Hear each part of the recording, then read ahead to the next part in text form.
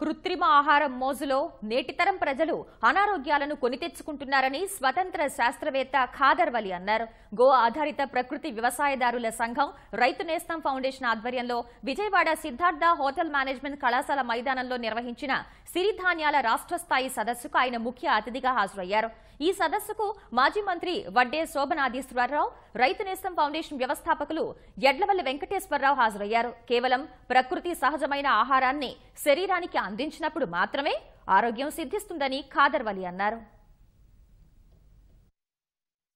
In the name of science, in the name of development, in the name of creating food, ఇది అతి ముఖ్యమైన కారణం.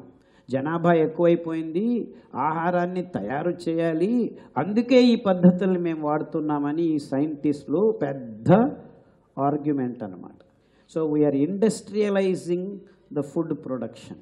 తర్కం ఏమిటంటే, నిజం ఏమిటంటే, ఆహారం ప్రకృతి దత్తంగా ఉంటేనే ఈ పొట్టలో, మానవుని పొట్టలో నిజమైన ఆరోగ్యకర సంబంధమైన జీవరసాయనిక క్రియలు సరిగ్గా నిర్వహించబడతాయి. సరిగ్గా ఆరోగ్యం మీ దేహంలో భాసమవుతుంది. ఆ సిరిధాన్యాల కొర్రలు, అండుకొర్రలు, సామలు, ఓదలు, అరిగలు ఈ ఐదింటినే వారు సిరిధాన్యాలుగా నామకరణం చేసేసి ప్రచారం చేస్తున్నారు.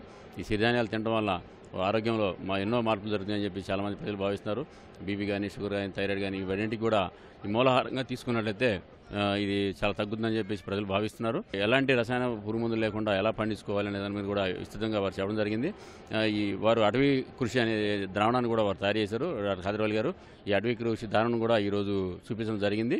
ఈ అటవీ కృషి ద్రావణాన్ని ఏదైతే మనం జీవనోత్మలాగా చెప్పుకుంటున్నామో ఆ విధంగా ఇది అటవీ కృషి ద్రావణాన్ని తయారు చేసుకుని భూసారాన్ని పెంచుకొని మనం ఎటువంటి రసాయన పురుగుమందులు లేకుండా పైన కూడా వీటిని ద్వారా మనం స్ప్రే చేసినట్లయితే చాలా బాగుంటుందని చెప్పేసి వారు చెప్పడం జరిగింది. రైతులు కూడా సంతోషం వ్యక్తం చేశారు.